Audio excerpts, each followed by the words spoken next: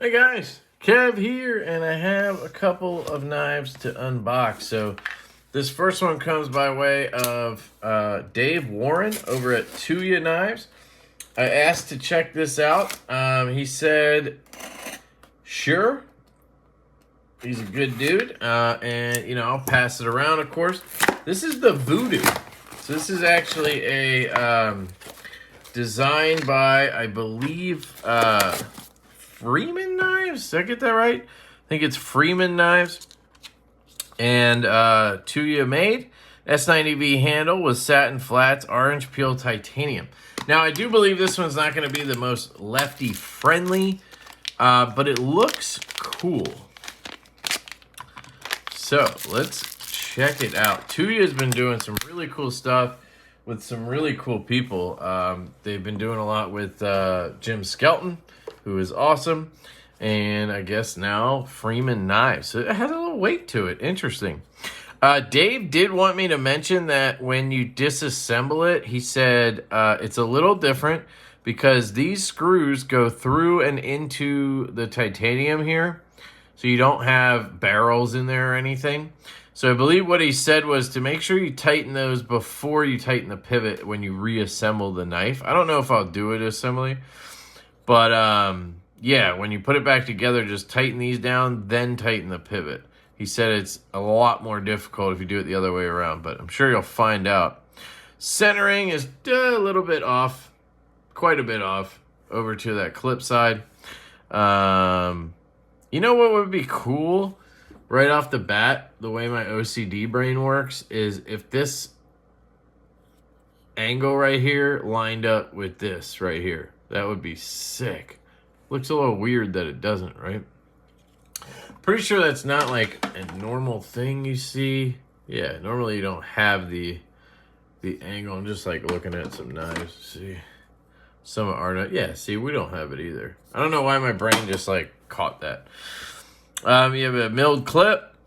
You do have T6s. I wish those were T8s.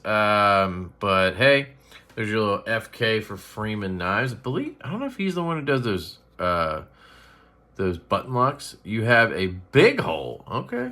Some of you guys are not going to like that. Those of you who didn't like it when we did it. But, if you learn how to flick it, it's fine. You got a nice belt satin. Looks like a shallow hollow grind. Feels good. I think it's hollow.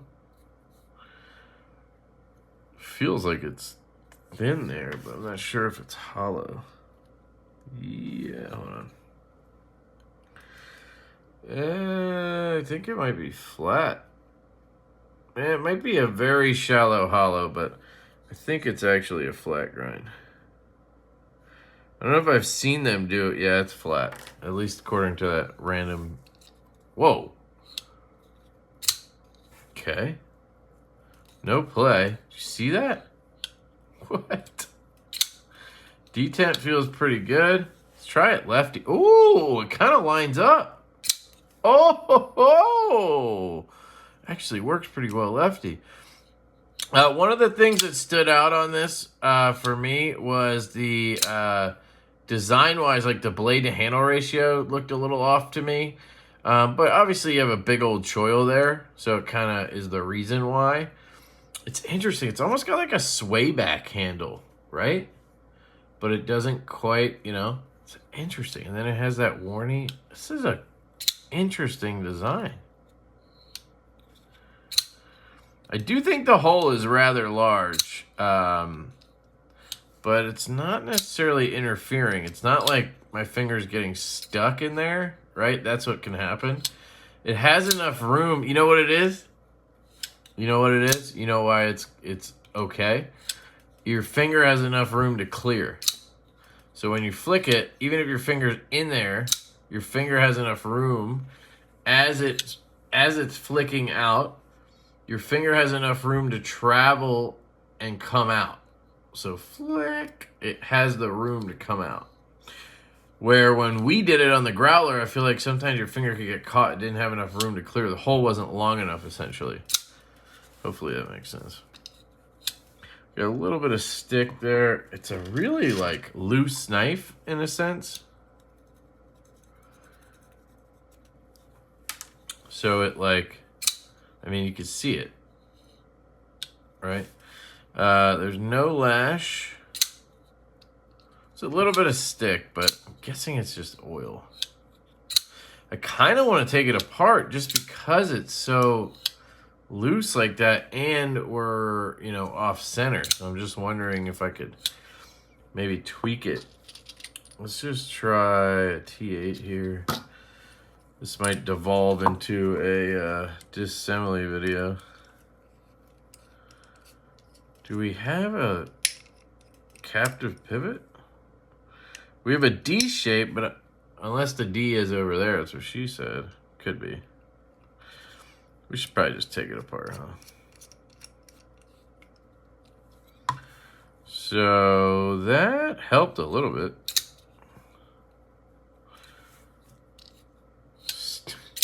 It's just a guillotine. Yeah, it just has that loosey feeling. I don't know how to explain it. I don't like it. It's like, that's what it is. There's a ton of pivot lash. So, I do think that Skiffs could help that. So let's just take it apart and see what happens. You know me, I can't leave well enough alone. So, and I can test out the new lubricant from Crispy Donut Community they sent. Whoa, calm down, Kev.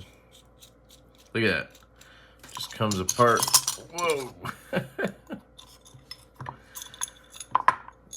That is a very loose knife. I don't know how else to put it. It's just like, I don't know.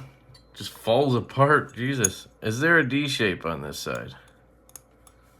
Yes, there is. Okay, cool. So let's grab some alcohol. We're going to grab our tools over here.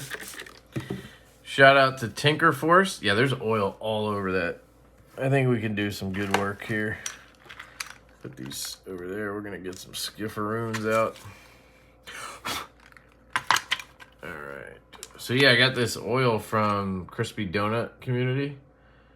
It's basically the same as KPL, I think, viscosity-wise. Shout out to Dave, by the way. All right. So, yeah, look at this. They just freaking caked it. OEMs tend to do that. It's nothing, you know, crazy. Sometimes you just gotta take a knife apart, guys. It's just how it goes. Detent hole there. S90.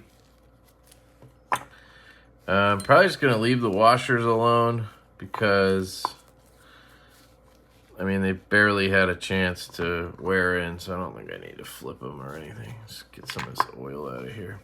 So the lock bar, let's take a look. Oops, sorry. Just clean that. Make sure it's tight. It's a little loose, but should be fine. All right. Skifferoonies. Let's grab them out of here. Shout out to Skiff Workshop. You guys can go over to skiffworkshop.com and pick up all of your bearing needs. You can also get a finger bit and the test fit card. These are going to be 5mm 1/16 bearings. I can just tell you, 5mm. Boom. So let's do this. Use my code LeftyEDC over at Skiff. So we got to assemble it this way. We're gonna put the D in first. Put in that D. Come on, there you go. Okay, this, yeah, you gotta kind of stack it up. They go through, oh, they go through the other way? Oh, okay. Well, honestly, it kind of makes it annoying because you gotta, I'll show you. You gotta do it a certain way or it wants to like fall apart.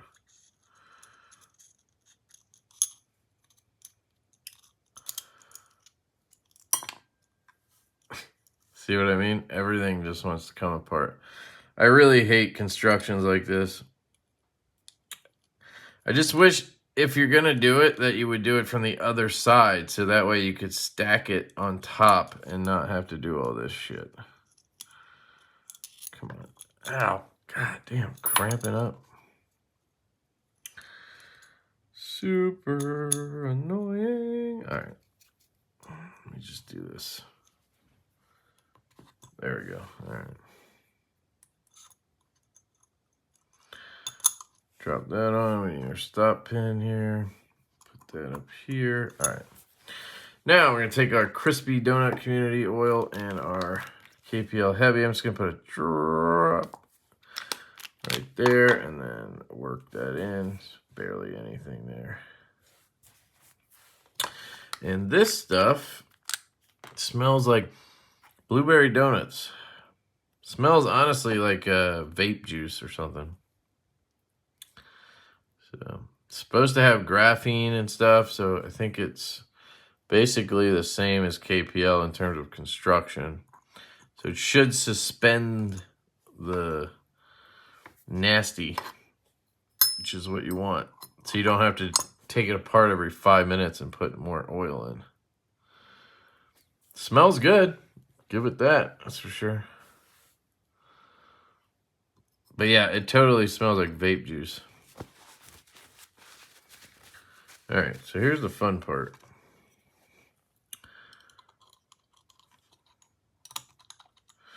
So you see the problem? I have to put this on, and then I have to do this, and I have to flip it over because the screws are under there. I didn't think of that. So let's do this. Now we lost a washer too. Great. Yeah, this is not cool. This is annoying. All right. Try to get this part in.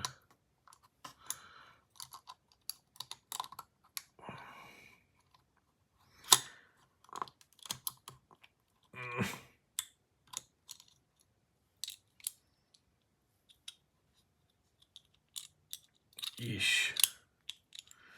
Yeah, this is rough, man. See if I can get it to, there we go.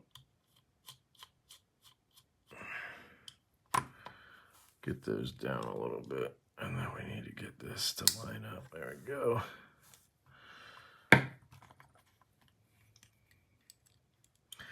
gonna have to clean all that. Just want to get it together first. Yeah, I mean, I'm sure there's a better way, but it can just be very frustrating with this kind of setup. I mean, I know why they do it. Trevor Berger does the same thing, but his goes straight through, but you have to assemble it, right? But you have tooling on both sides with this, so I think that's why it's a little easier to do. All right, so we got it together anyway. Centering is still quite a bit off, so this knife is just off. No play. Still got that loosey-goosey close, but let's see. No.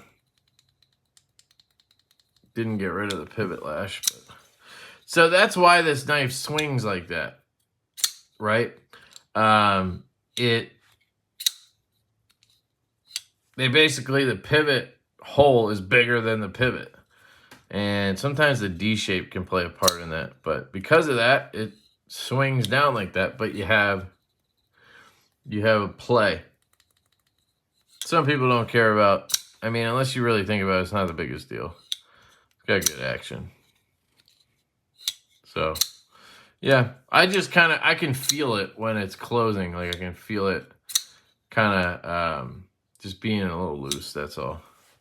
I don't know how to explain that better. Feels good, though. I mean, all things considered, it's a really cool knife. We still have that stick, so that's after cleaning and everything, so that's just going to be there. I'm sure it'll wear in. It's not like sticky, it's just grabby, right? Yeah, interesting.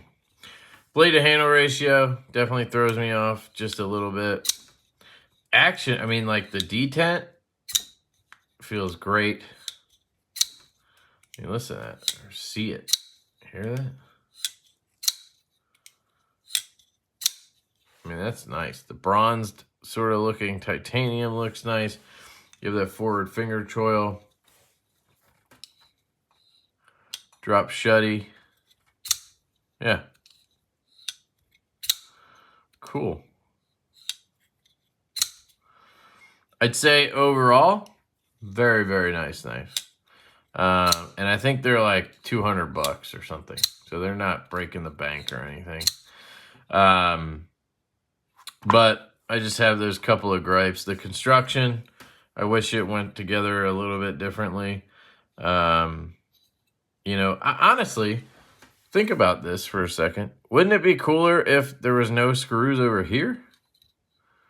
Like, why not put the screws here that go through? Then you could assemble the knife like this. Right? You'd have this screw and then these two.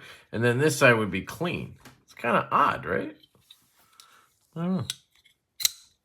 Has great acoustic. Damn. So it's an orange peel finish, I think they said, which is nice. And the felt satin looks great. Man, it feels like a hollow, but I don't think it is. Thins out, so it's nice. Yeah, it's cool. The more I'm handling and looking at it and everything, the more I'm liking it. So I'll do a follow-up overview, rapid review or something, talking about it after I've, played with it a little bit. My OCD just took over a bit with this, don't love that, but that's really, that and the centering are really my only gripes, but, it's not the end of the world. And Dave sent me this, so it's not like, it's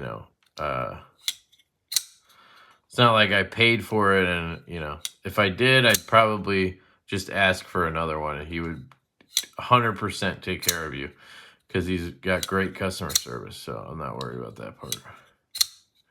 Man, I'm addicted to flicking it, I'll tell you that much. Sheesh. All right, I'm going to shut up. There you go. That is the Tuya Voodoo Freeman Knives design. Yeah, I mean, ergos are solid too. It's an interesting, it's almost like a big little knife. I don't know how to explain that. It's not really little, I guess, but it has like a little knife feel. But yet you get, a really full grip on it. So let me know what you guys think on this one. What are your thoughts? I'll definitely be passing this around. I think it'll be a cool one for the group to check out. So check out all their videos. Definitely curious to hear everybody's thoughts on it. Big shout out to Dave Warren, guys. Give Tuya Knives a follow over on Instagram. Check out their website. They got a lot of cool stuff. Obviously, you can buy this right now from Tuya Knives. They have the Voodoo. They have the Scaphoid from Jim. The Kaladin V2 from Jim. They have the Mutt from Colin and Dave. The NV4, I don't know if that one's still in stock. That's an amazing knife. Just a lot of sick stuff coming out of Tuya. So, yeah, there you go. I love you guys. Hope you have an absolutely fantastic day, and I will catch you later.